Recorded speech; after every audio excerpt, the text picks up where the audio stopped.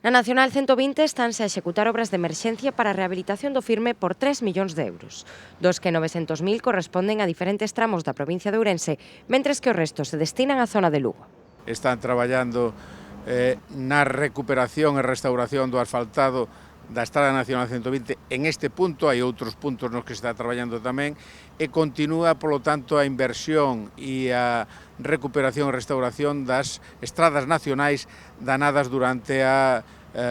este inverno que tuvemos unha sucesión de borrascas e chuvias persistentes. Son 9 millóns de euros que o Ministerio de Transportes e Mobilidade comprometeu e cumpre xa desde o 15 días despois da desaparición do cese dos temporais e se sigue mellorando buscando, en primeiro lugar, a seguridade da circulación viaria e tamén o confort e o mantemento das estradas nacionais. En concreto, hai actuacións previstas nas autovías A52 e A75 e nas estradas Nacional 120, Nacional 525, Nacional 540, Nacional 541 e Nacional 532.